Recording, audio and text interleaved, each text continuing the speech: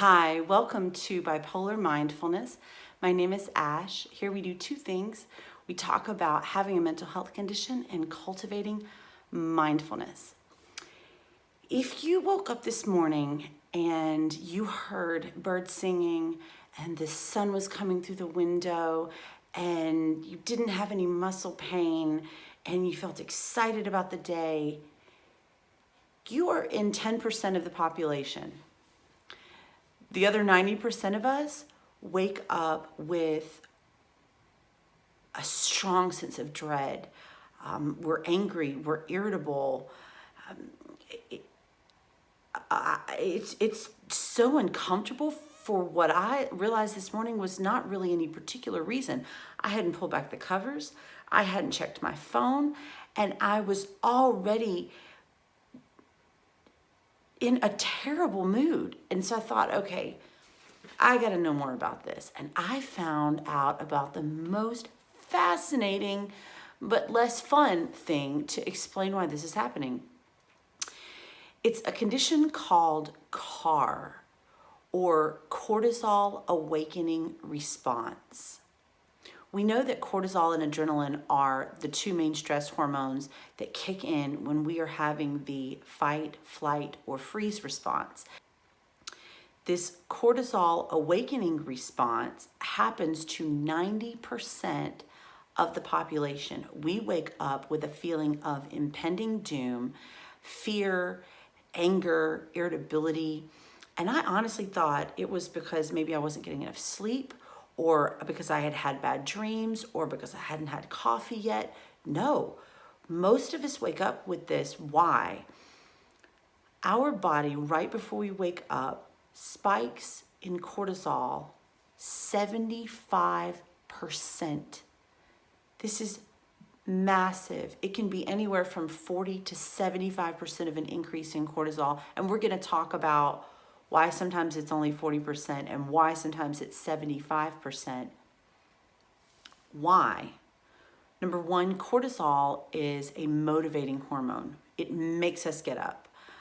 I truly believe that there would be so many days that most of us would just not get out of bed, but the cortisol makes us get out of bed. The second reason is that our body is preparing us for stress. We don't even have to have a topic in mind. It just almost knows that we're going to have stress today. So it's getting us ready for that stress. I don't know if I'm grateful that it's preparing me for a stressful day, or if I wish that it would kind of give me a chance to get into my day and see if maybe it wouldn't be so bad. But that's what it's doing. It's motivating us to get out of bed, and it's preparing us for stress to come. A couple of quick facts. This affects healthy people of all ages. It has nothing to do with having a mental health condition or what's going on in our lives. Apparently, about 90% of us have cortisol awakening response. We're going to call it CAR from now on, just for short. The other thing is it reaches its max level, its peak, about 30 minutes after we wake up. So we open our eyes, we have this really terrible feeling. And I thought, okay, well, as soon as I take a shower, as soon as I have a cup of coffee, as soon as I, catch up on social media, that's why it started to taper off. No, if I did none of those things, it will spike as soon as I open my eyes, and then it just slowly goes down. And after about 30 minutes, we're okay again. So here are some ways that we can have more CAR or less CAR. Again, CAR being cortisol awakening response. If we wake up early, as in between 4 and 5:30, we're going to have more. If we are early birds instead of night owls, we're going to have more.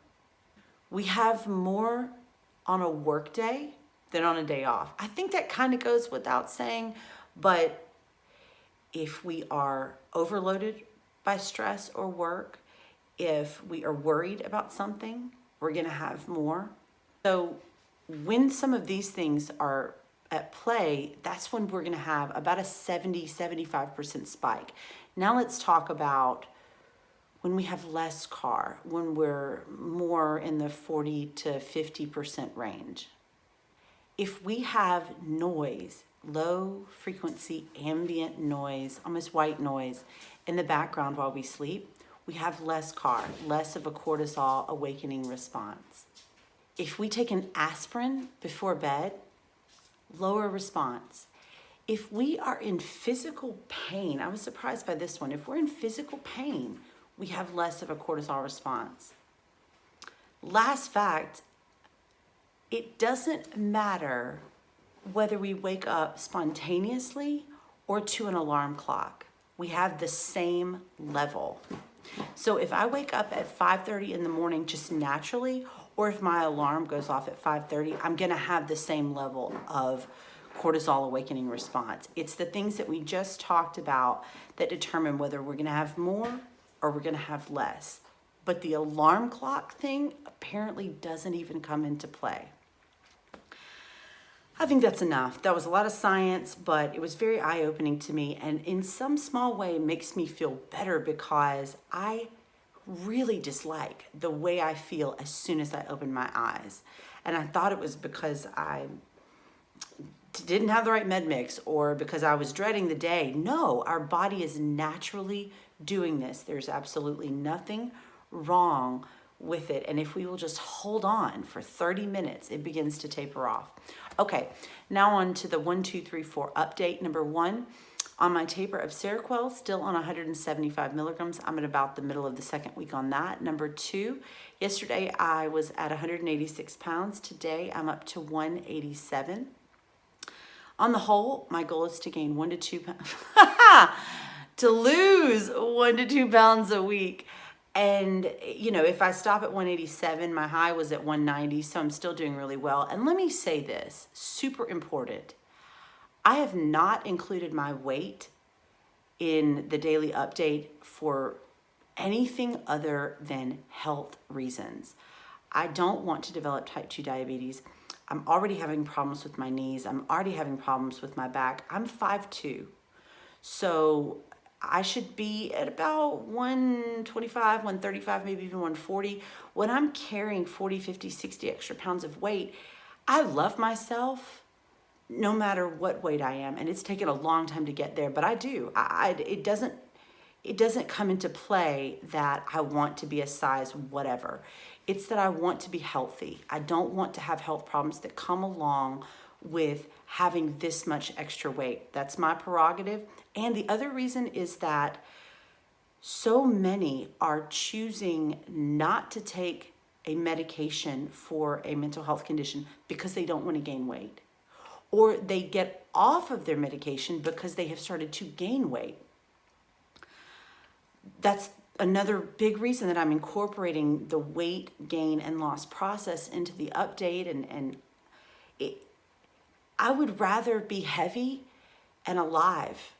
People who get off of their medication are at such a high risk of suicide or having a really miserable life. It does not matter if I'm a size 6.